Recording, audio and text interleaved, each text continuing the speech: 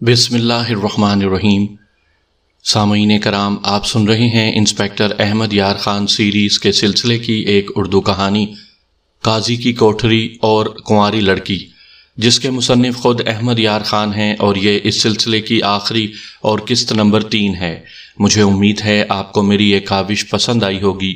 آپ نے اگر ابھی تک میرا چینل کہانی گھر سبسکرائب نہیں کیا تو ابھی میرے چینل کو سبسکرائب کر کے بیل نوٹیفیکیشن آن کر لیجئے، تاکہ آنے والی ہر نئی کہانی کی اطلاع بر وقت آپ تک پہنچ سکے۔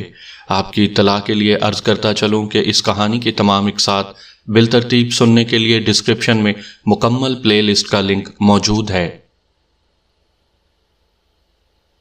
کرامت کے متعلق میں پہلے بتا چکا ہوں کہ آج کل کی پنجابی فلموں کے ہیرو جیسا تھا۔ اپنے آپ کو یہ لوگ نواب سمجھتے تھے۔ کرامت عصمت کی یہ چوٹ کیسے برداشت کر لیتا؟ اس نے عصمت سے کہا کہ اختر کو ڈھونڈتی رہنا، اب تمہیں اس کی لاش ہی ملے گی۔ اس نے یہ بھی کہا کہ اختر نے ہمارے خاندان کی بے عزتی بھی کی ہے۔ اسی دن یا دوسرے دن اختر اور کرامت کی لڑائی ہو گئی، وہ میں آپ کو پہلے ہی سنا چکا ہوں۔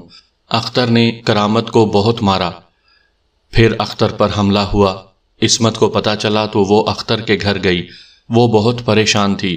اختر کی ماں باورچی خانے میں گئی تو عصمت نے اسے بتایا کہ کرامت نے اسے کیا دھمکی دی تھی۔ عصمت نے کہا کہ تم پر یہ وار کرامت نے ہی کیا ہے۔ دوسرے دن اس کی تصدیق ہو گئی۔ کرامت کھوکھلا نوجوان تھا۔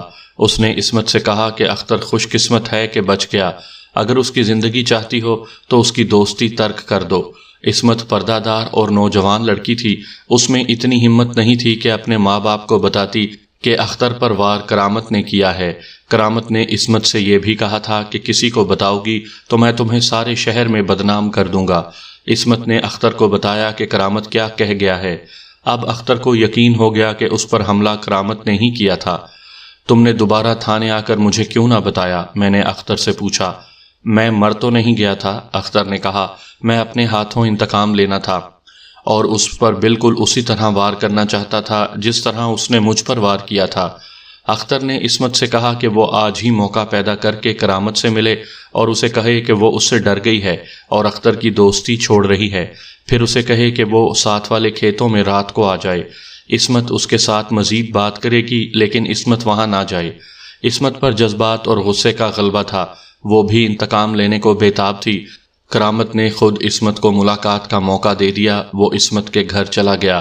عصمت نے اس کے کان میں کہا کہ آج رات فلاں جگہ آ جانا۔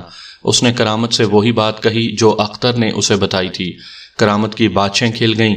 وہ بہت ہی خوش تھا کہ اس کی دھمکیاں اور اس کا وار کام کر گیا۔ اس نے عصمت سے کہا کہ وہ آ جائے گا۔ عصمت نے اسی روز اختر کو بتا دیا کہ رات کو کرامت کھیتوں میں آ رہا ہے۔ اختر کھیتوں میں آ گیا۔ گندم کی فصل کمر تک اونچی تھی، چاندنی ذرا مدھم تھی۔ اختر ایک مینڈ پر بیٹھ گیا تھا، اس کے ہاتھ میں موٹا ڈنڈا تھا۔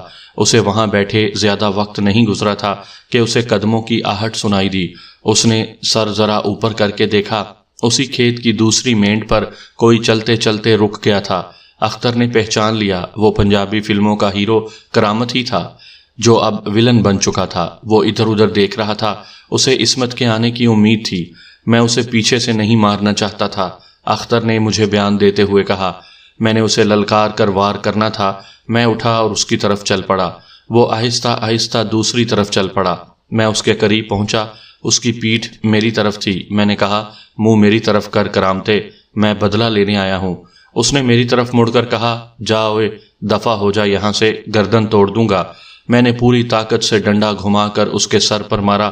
وہ سر سے ننگا تھا، اس کے منہ سے گالی نکلی اور وہ سر پر دونوں ہاتھ رکھ کر آگے کو جھکا۔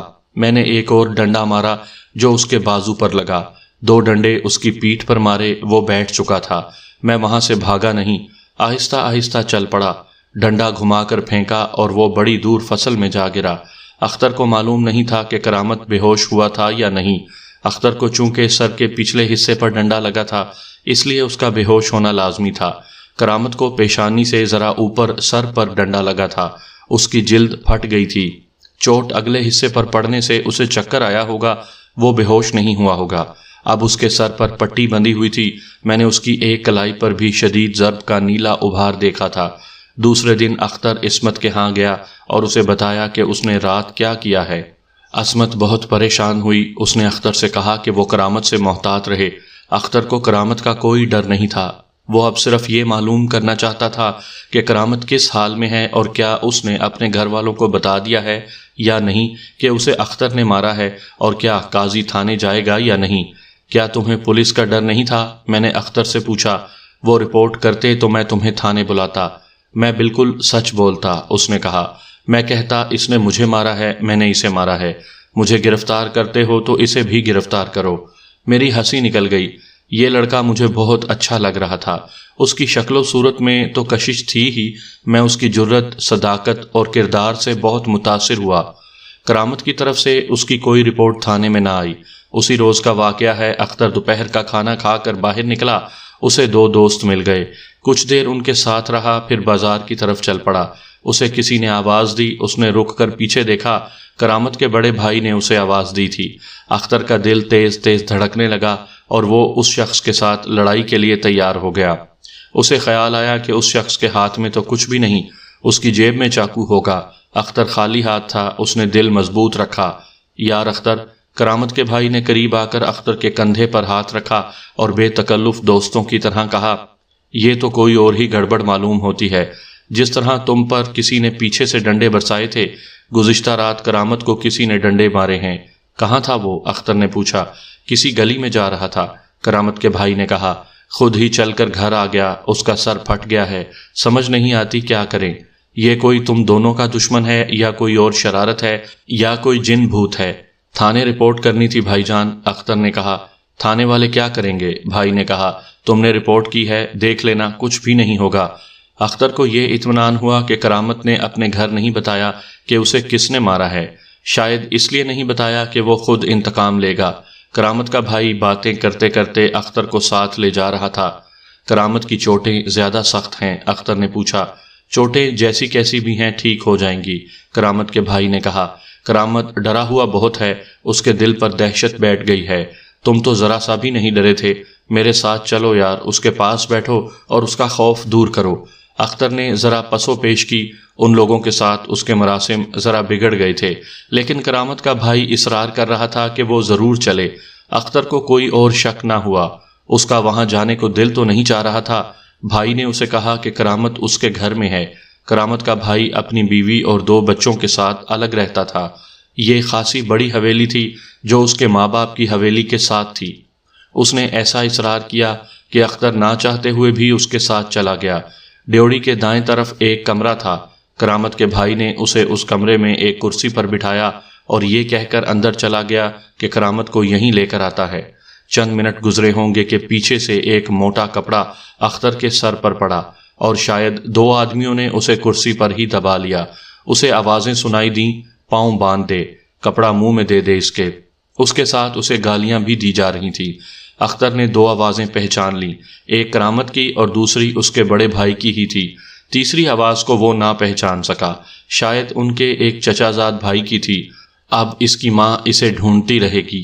اختر کے ہاتھ پاؤں رسیوں میں بندھ گئے، آنکھوں پر اور منہ پر بھی کپڑا باندھ دیا گیا، پھر اسے اٹھا کر پلنگ کے نیچے پھینک دیا گیا۔ اس نے دروازے بند ہونے کی آوازیں سنی۔ آپ اندازہ کر سکتے ہیں کہ اختر کو کیا کیا خیال آئے ہوں گے۔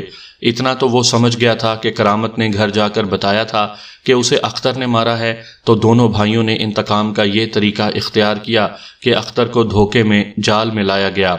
اسے اپنے انجام کا علم نہیں تھا۔ رات کو اختر کو پلنگ سے گھسیٹ کر باہر نکالا گیا اور اسے 2 آدمیوں نے اٹھا لیا اور باہر لے گئے۔ راستے میں ان میں سے کسی نے کوئی بات نہ کی۔ وہ ایک جگہ رکے۔ اختر کو دروازہ کھلنے کی آواز آئی۔ اسے اندر لے جا کر فرش پر بٹھا دیا گیا۔ اسے لانے والے چلے گئے، دروازہ بند ہوا اور خاموشی ہو گئی۔ اسے وقت کا ذرا سا بھی احساس نہیں تھا۔ کئی گھنٹوں بعد دروازہ کھلا۔ اختر پہلو کے بل لیٹا ہوا تھا۔ وہ بہت تکلیف میں تھا۔ اس کے ہاتھ پیٹھ پیچھے اور پاؤں بندھے ہوئے تھے۔ منہ پر کپڑا کس کر بندھا ہوا تھا اور ایک کپڑا آنکھوں پر بندھا ہوا تھا۔ اس کے اندازے کے مطابق 17-18 گھنٹے گزر گئے تھے۔ اسے پانی تک نہیں پلایا گیا تھا۔ دروازہ کھلا، کوئی اندر آیا۔ اس نے اختر کی کمر میں بڑی زور سے ٹھڈا مارا۔ اختر پہلو کے بل پڑا تھا۔ اس آدمی نے، جو معلوم نہیں کون تھا، اختر کی پیٹھ پر دونوں کندھوں کے درمیان میں 2-3 ٹھڈے مارے۔ اس کے سر کے بال مٹھی میں لے کر اتنے زور سے جھٹکے دے دے کر کھینچے گئے کہ بال اکھڑ گئے۔ اس طرح اسے اذیتیں دی گئیں۔ پھر وہ ایک آدمی تھا یا دو تھے، چلے گئے۔ اختر کا جسم دکھ رہا تھا اور اس پر غشی طاری ہونے لگی تھی، لیکن وہ اپنے آپ کو بیدار رکھنے کی کوشش کر رہا تھا۔ یہ گزرا ہوا دن تھا جب میں نے قاضی عبد المنان اور اس کے دونوں بیٹوں کو، چودھری شمس اور اس کے خاص آدمیوں کو، اور 3-4 اور آدمیوں کو تھانے بٹھا رکھا تھا اور میں تفتیش میں مصروف تھا۔ رات گئی، اختر کو معلوم نہ تھا کہ دن ہے یا رات۔ غشی کی لہر سے آتی اور ایک آدھ منٹ بعد گزر جاتی تھی۔ وہ مرنے کے لیے ذہنی طور پر تیار ہو چکا تھا۔ اسے ماں کا خیال بہت پریشان کر رہا تھا۔ وہ سوچتا تھا کہ ماں کو اطلاع ملے گی کہ اس کا بیٹا قتل ہو گیا ہے تو وہ صدمے سے مر جائے گی یا پاگل ہو جائے گی۔ دروازہ کھلنے کی آواز آئی۔ اختر کا خیال تھا کہ باہر تالا لگا ہوا تھا۔ دروازہ کھلا اور بند ہو گیا۔ اختر نے ایسی آواز سنی جیسے ماچس جلی ہو۔ اختر، اسے ایک عورت کی آواز سنائی دی جو سرگوشی سے ذرا اونچی تھی۔ میں مقصودہ ہوں، کرامت کی بہن، میں تمہیں یہاں سے نکالنے آئی ہوں۔ مقصودہ قاضی عبد المنان کی وہی بیٹی تھی جو وہ اختر کو دینا چاہتے تھے۔ مقصودہ نے اندھیرے میں اختر کے جسم پر ہاتھ پھیرا۔ ہاتھ اختر کے منہ پر گیا تو اس نے اختر کے منہ سے کپڑا نکالا۔ اختر بولنے کے قابل ہو گیا۔ اس نے مقصودہ کو بتایا کہ پیٹھ پیچھے سے اس کے ہاتھ کھولے۔ مقصودہ شاید بار بار ماچس جلانے سے ڈرتی تھی۔ اس نے ٹٹول ٹٹول کر رسی کی گانٹھ تلاش کی اور رسی کھول دی۔ ہاتھ کھل گئے تو اختر نے اپنی آنکھوں سے کپڑا اتارا، پھر اپنے پاؤں کھولے اور اٹھ کھڑا ہوا۔ یہ کون سی جگہ ہے مقصودہ؟ اختر نے پوچھا۔ یہ ہمارے باغ کے باہر ایک کوٹھڑی ہے۔ مقصودہ نے کہا، نہ تم یہاں رکو نہ میں رک سکتی ہوں، میں کوٹھڑی کے باہر تالا لگا جاؤں گی۔ ایک بات سنو اختر، میں نے تمہاری جان بچائی ہے۔ تم اللہ پاک کی، رسول پاک کی اور قرآن پاک کی قسم کھا کر وعدہ کرو کہ کسی کو یہ نہیں بتاؤ گے کہ میں نے تمہیں یہاں سے نکالا تھا۔ بتا دو گے تو باپ اور بھائی مجھے زندہ نہیں چھوڑیں گے۔ مجھے تو معلوم ہی نہیں تھا کہ انہوں نے تمہیں یہاں بند کیا ہوا ہے۔ میں نے رات کو بڑے بھائی، چچا زاد بھائی اور کرامت کی باتیں سن لی تھیں جو وہ آپس میں کر رہے تھے۔ تب مجھے پتا چلا کہ انہوں نے تمہیں کہیں سے پکڑ کر یہاں بند کر دیا ہے۔ انہیں پتا نہ چلا کہ میں نے ان کی باتیں سن لی ہیں۔ آج پولیس میرے دونوں بھائیوں کو تھانے لے گئی ہے۔ ابا جان پہلے ہی گئے ہوئے تھے۔ انہیں تمہارے گم ہونے کے سلسلے میں تھانے بلایا گیا تھا، وہ ابھی تک واپس نہیں آئے۔ ہماری پریشانی کو تو تم سمجھتے ہو۔ میں نے امی کو اور بھائی کو نہیں بتایا کہ انہوں نے تمہیں یہاں بند کیا ہوا ہے۔ میں نے کرامت کی الماری دیکھی تو اس کوٹھڑی کے تالے کی چابی مل گئی۔ امی سو گئی تو میں اٹھی اور دبے پاؤں باہر نکل آئی۔ مجھے یقین نہیں تھا کہ یہ چابی اسی تالے کی ہے۔ یہ اسی کی نکلی اور تالا کھل گیا۔ تم میری عزت کا خیال کرو گے اختر؟ مرد قسمیں نہیں کھایا کرتے، اختر نے کہا۔ میں وعدہ کرتا ہوں کہ تمہاری عزت کا خیال رکھوں گا، لیکن مقصودہ، اگر تم یہ امید لے کر آئی ہو کہ میں تمہارے ساتھ شادی کر لوں گا تو یہ نہیں ہو سکے گا۔ تمہارے بھائیوں نے میرے ساتھ جو سلوک کیا ہے یہ ہمیشہ کی دشمنی والا سلوک ہے۔ تم غلط فہمی میں پڑ گئے ہو، مقصودہ نے اختر سے کہا۔ میں نے اپنے بھائیوں کو بچانے کے لیے تمہیں یہاں سے نکالا ہے۔ اگر تمہیں پولیس یہاں سے نکالتی تو میرے بھائیوں کو ہتھکڑیاں لگتی اور نہ جانے کتنے سال کی قید ملتی۔ وہ کوٹھڑی کو تالا لگا کر چلی گئی اور اختر اپنے گھر آ گیا۔ اس سے چلا نہیں جاتا تھا۔ اسے کمر اور پیٹھ پر جو ٹھڈے مارے گئے تھے اور جو اذیتیں دی گئی تھیں ان سے وہ ادھموا ہو گیا تھا۔ میں نے اختر کو، اس کی ماں کو اور جو آدمی مجھے بلانے گیا تھا اسے کہا کہ وہ کسی کو پتہ نہ چلنے دیں کہ اختر آ گیا ہے۔ آدھی رات کا وقت ہے، ابھی اختر کی واپسی کا کسی کو پتہ نہ چلے جب تک میں نہ کہوں۔ اختر کو کسی کے سامنے نہ کریں۔ میں نے ان لوگوں کو زیادہ سے زیادہ سزا دلانے کی ترکیب کر رہا ہوں۔ میں تھانے چلا گیا۔ مجھے کوئی ترکیب ہی کرنی تھی، کوئی استادی دکھانی تھی، ورنہ میں انہیں سزا نہیں دلوا سکتا تھا۔ مشکل یہ پیدا ہو گئی تھی کہ اختر اپنے گھر میں تھا، وہ قاضی کے بیٹوں کی قید سے برآمد نہیں ہوا تھا۔ میں کس بنیاد پر مقدمہ بناتا؟ صرف ایک گواہ قاضی کی بیٹی تھی، وہ مر جاتی یہ نہ کہتی کہ اس نے اختر کو آزاد کیا تھا۔ اب یہ کیس ایسا نہیں تھا کہ میں ان کا راضی نامہ کروا دیتا۔ میں نے پولیس والا دماغ استعمال کیا۔ یہ تو یقین ہو گیا تھا کہ قاضی کے بیٹے اس سنگین جرم کے مجرم ہیں، اس لیے میری کوئی الٹی سیدھی کارروائی کسی بے گناہ پر زیادتی نہیں تھی۔ میں نے تھانے پہنچتے پہنچتے ترکیب سوچ لی تھی۔ میں نے قاضی کو بلایا اور اسے کہا کہ وہ اختر کو برآمد کروائے۔ اختر کو میں برآمد کراؤں؟ اس نے پھیکی سی مسکراہٹ سے کہا۔ قاضی صاحب، میں نے اکتائے ہوئے لہجے میں کہا، اگر آپ ذلت اور رسوائی سے بچنا چاہتے ہیں تو بیان دے دیں کہ اختر آپ کے قبضے میں ہے، رات کا وقت ہے، کسی کو پتہ نہیں چلے گا۔ اس نے پھر بھی ٹال مٹول کی۔ میں نے اسے باہر بھیج کر اس کے بڑے بیٹے کو اندر بلایا اور اسے کہا کہ وہ اختر کو برآمد کروا دے۔ اس نے بھی حیرت کا اظہار کیا۔ اپنے باپ کی عزت کا تمہیں ذرا سا بھی خیال نہیں؟ میں نے کہا، میں تمہاری بیوی، تمہاری کنواری بہن اور تمہاری ماں کو بھی تھانے بلاؤں گا۔ وہ کرسی تم اپنے سر پر اٹھا کر تھانے لاؤ گے جس پر تم نے اختر کو دھوکے میں لے جا کر اپنے گھر بٹھایا تھا۔ بولو، لڑکا تم خود دو گے یا اس کوٹھڑی میں سے خود جا کر برآمد کر دوں؟ اپنے اس چچا زاد کا نام بتاؤ جو تمہارے ساتھ تھا۔ اس کی تو زبان بند ہو گئی تھی۔ میں نے اٹھ کر اپنا ذرا سا کرتب دکھایا تو اس نے اس چچا زاد کا نام اور گھر کا پتہ بتا دیا۔ میں نے باہر نکل کر ایک ہیڈ کانسٹیبل کو یہ نام اور پتہ بتا کر کہا کہ اسے تھانے لے آئے۔ بڑے بھائی کو کچھ اور پوچھے بغیر بھیج دیا اور کرامت کو بلایا۔ اس سے پوچھا کہ اب بتاؤ یہ چوٹیں کیسے آئی ہیں؟ اب ہمت کر اور جھوٹ بول۔ میں نے کہا، میں تجھے اس جگہ لے جاؤں گا جہاں تجھے ڈنڈے پڑے تھے، پھر تمہیں اس کوٹھڑی میں لے جاؤں گا جہاں تم سب نے اختر کو بند کر رکھا ہے۔ اس کا رنگ زرد ہو گیا اور اس کے ہونٹ خشک ہو کر سفید ہو گئے۔ یہ گھبراہٹ کی انتہا ہوتی ہے۔ میں نے اس سے اور کچھ نہ پوچھا۔ اسے اس کے بھائی اور باپ کو اس طرح ساتھ لیا کہ ہر ایک کے ساتھ ایک کانسٹیبل تھا اور انہیں ایک دوسرے سے دور رکھا۔ قاضی عبد المنان سے کہا کہ مجھے اپنے گھر تک لے چلے۔ اس کے دروازے پر پہنچے تو میں نے قاضی سے کہا کہ دروازہ کھلوائے۔ اس نے دستک دی تو اس کی بیوی نے دروازہ کھولا۔ میں نے کرامت سے کہا کہ باغ والی کوٹھڑی کی چابی نکالے۔ وہ میرے منہ کی طرف دیکھتا رہا۔ قاضی صاحب، میں نے اس کے باپ سے کہا، میں ابھی تک آپ کو آپ کہہ رہا ہوں، حالانکہ آپ ایک سنگین جرم کے مجرم ہیں۔ اس لڑکے سے کہیں کہ اپنی الماری سے اس کوٹھڑی کی چابی نکال دے جس میں تم لوگوں نے ایک بیوہ کے اکلوتے بیٹے کو بند کر رکھا ہے۔ اگر نہیں مانو گے تو محلے کے معززین کو جگا کر ان کے سامنے تمہارے گھر کی تلاشی لوں گا اور تینوں کو ہتھکڑیاں لگا لوں گا۔ قاضی منت سماجت پر آ گیا اور مجھے اندر چلنے کو کہا۔ میں اس کے ساتھ اندر گیا تو اس نے کہا کہ یہ نادان لڑکے ہیں، آپس میں لڑتے لڑتے اتنی غلط حرکت کر بیٹھے ہیں کہ اس لڑکے کو کوٹھڑی میں بند کر دیا ہے۔ دیکھے نا، اس یعنی اختر نے میرے بیٹے کا سر کھول دیا ہے۔ آپ تو کہتے تھے کہ بھاگتے دوڑتے گر پڑا ہے۔ میں نے کہا، اب آپ جھوٹ بول رہے ہیں کہ اسے اختر نے مارا ہے۔ منت سماجت کے علاوہ قاضی نے رشوت پیش کی۔ میں نے کہا، پہلے مجھے لڑکا دیں۔ مختصر یہ کہ کرامت نے چابی نکال دی اور ہم سب باغ والی کوٹھڑی میں گئے جو باغ کے ساتھ تھی۔ یہ سبزیوں کا باغ تھا جو قاضی کی ملکیت تھا۔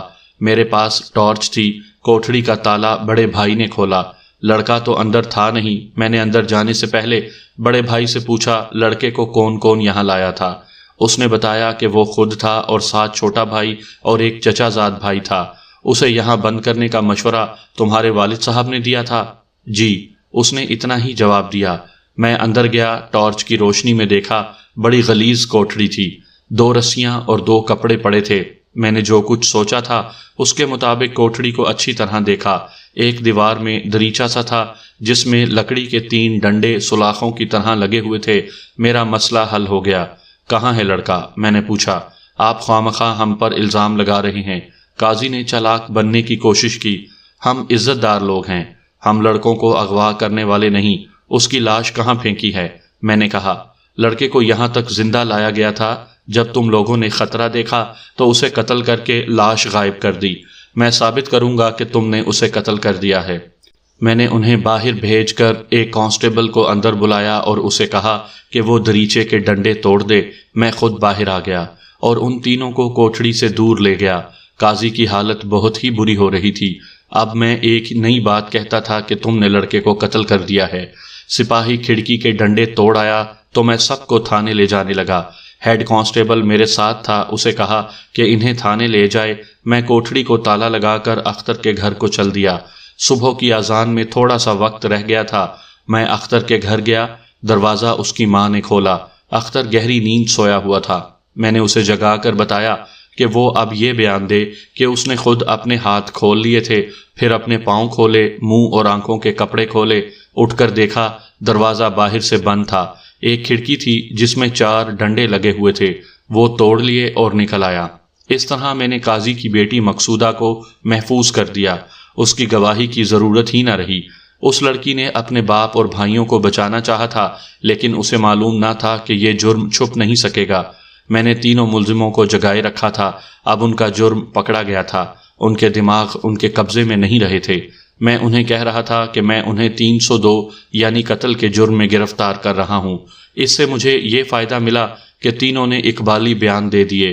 معلوم ہوا کہ ان کا چچا زاد گھر سے بھاگ گیا ہے۔ کیا تم لڑکے کو قتل کرنا چاہتے تھے؟ میں نے پوچھا۔ نہیں جی، بڑے بھائی نے جواب دیا۔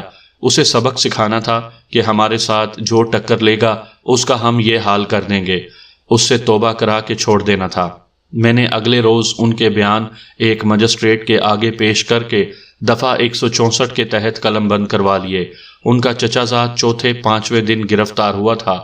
میں نے چابی کے برآمدگی اور کوٹھڑی سے رسیوں اور کپڑوں کی برآمدگی کے مشیر نامے بعد میں تحریر کیے اور 2 مشیروں کے دستخط لیے تھے۔ یہ میں نے دھاندلی کی تھی، مجھے شہادت پوری کرنے کے لیے کچھ اور چکر بھی چلانے پڑے تھے۔